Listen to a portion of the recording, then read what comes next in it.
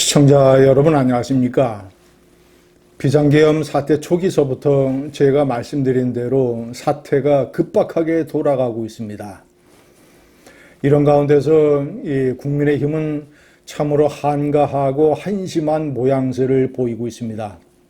오늘 김영헌 전 국방장관이 구속됩니다. 이제 온 사회의 관심은 윤석열 대통령이 과연 구속될 것인가 여부입니다.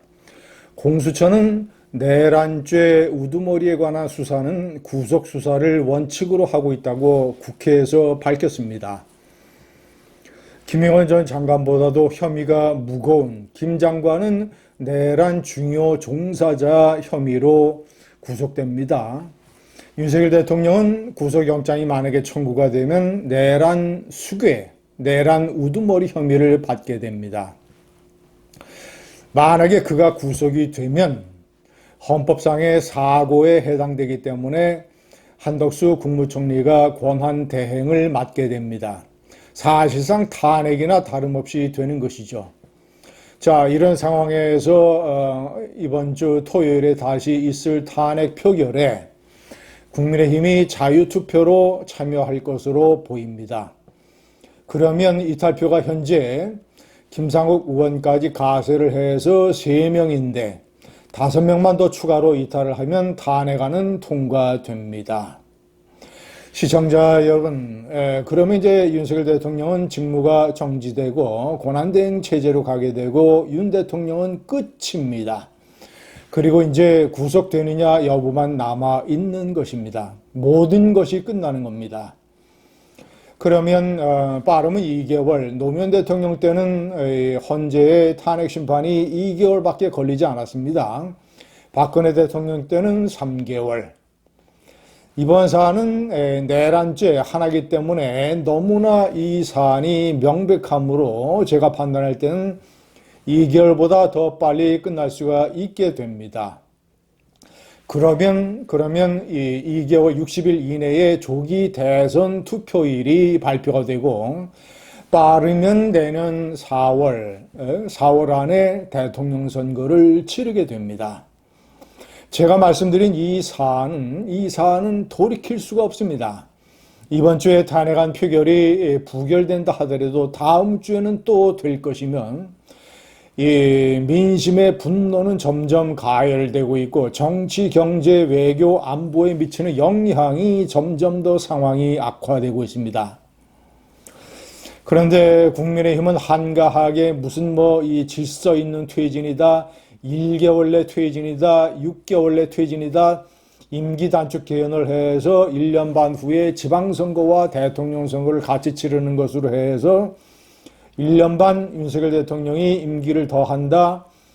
윤석열 대통령이 2선으로 후퇴한다. 시청자 여러분, 현행 헌법상에 대통령의 권리, 그러니까 사망이나 또는 하여튼 이 사고, 이런 것을 제외하고 대통령이 자발적으로 아니면 당에서 대통령을 직무 배제한다. 이런 거 전부 다 반헌법적입니다.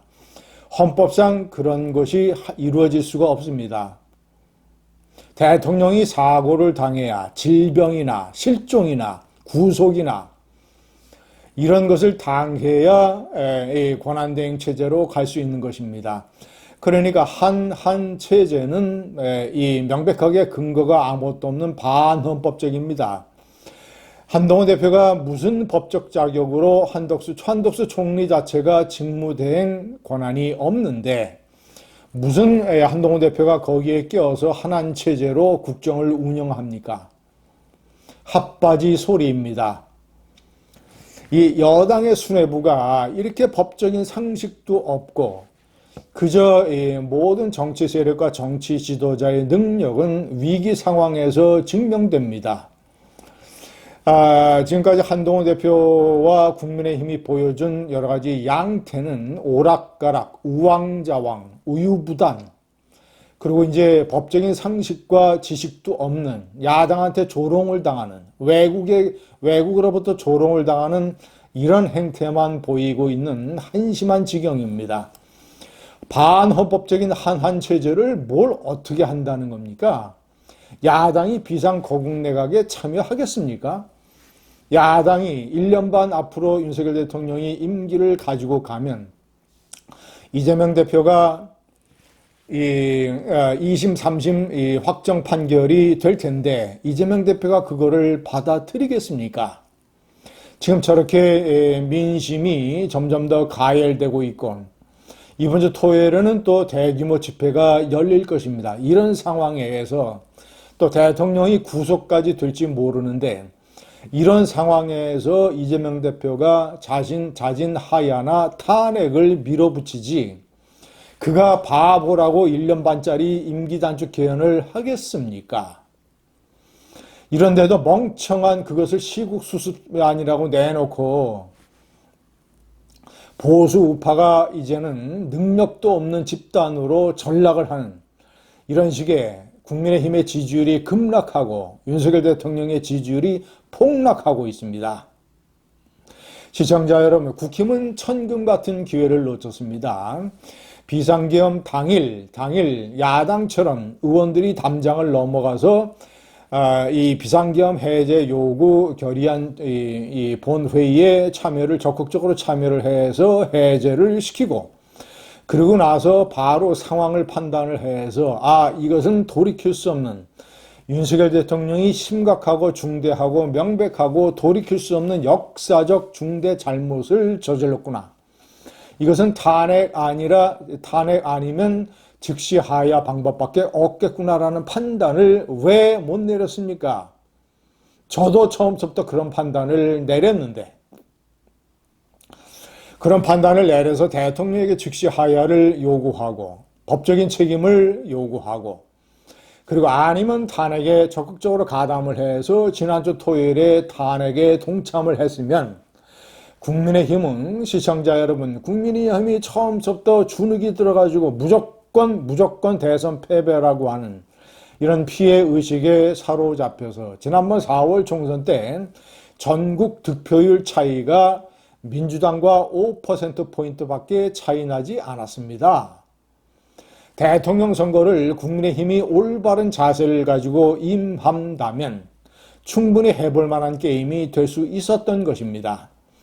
한동훈 대표를 대통령 후보로 뽑든 아니면 다른 사람을 내세우든 논리를 적극적으로 탄핵에 가담을 했었으면 비록 보수우파 대통령이지만 민주주의를 파괴하는 헌정질서를 파괴하는 중대한 역사적 잘못을 저질렀기 때문에 우리가 탄핵에 동참했다.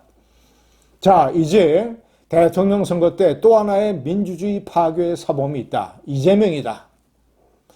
과반수 정당을 이용을 해서 대통령의 각종 국정의 발목을 잡고 이런 식으로 해서 헌정질서에 상당한 영향을 미치는 이런 식의 민주주의 파괴범 이재명이 있다. 사법 리스크도 또 산더미 같다.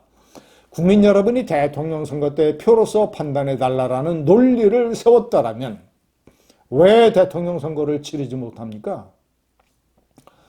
왜 패배의식에 사로잡혀서 처음부터 주눅이 들어서 망할 길로 가고 있습니다. 감사합니다.